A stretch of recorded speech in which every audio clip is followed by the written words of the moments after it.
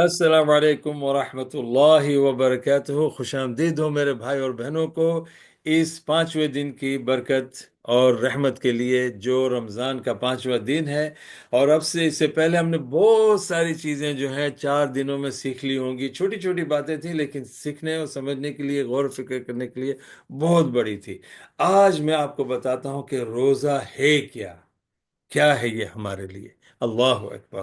اللہ کے رسول صلی اللہ علیہ وسلم نے بیان فرمایا الصیام جنہ، یہ روزہ ایک ڈھال ہے، ڈھال ہے۔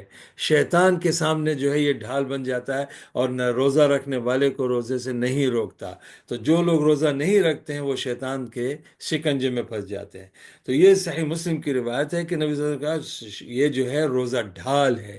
جیسے فوج میں جو ہے ایک سے فوجی کے سامنے ایک چیز ہوتی ہے جو اس کو دشمن کے وار سے بچاتی ہے، تو سب سے بڑا دشمن شیطان ہے، تو اس کے وار سے ہمیں یہ روزہ بچاتا ہے، کیونکہ شیطان برے کاموں کا حکم دیتا ہے، شیطان جو ہے حرام کرنے کو حکم دیتا ہے، شیطان جو ہے بد اخلاقی اور بدتمیزی پر جو ہے آمادہ کرتا ہے۔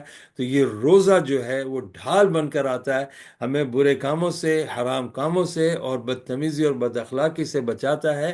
اور دوسری روایت میں آتا ہے جو تفسیر میں آیا ہے کہ نبی پاک صلی اللہ علیہ وسلم نے بیان فرمایا کہ یہ ڈھال بنے گا قیامت کے دن جہنم کی آگ سے، اور تمہیں جو ہے سیدھا جنت میں لے کے جائے گا جہنم سے بچانے کے لیے۔ تو میرے بھائیوں، روزوں کو ہلکا نہ سمجھنا، اور کوشش کرو کہ اس کو صحیح طرح سے ادا کرو، تاکہ اللہ سبحانہ و تعالیٰ کے پاس جو ہے یہ ڈھال بن کر آئے اور تمہیں جو ہے جنت میں لے جائے۔ آمین ثم آمین۔ جزاکم اللہ خیرا۔ السلام علیکم ورحمۃ اللہ وبرکاتہ۔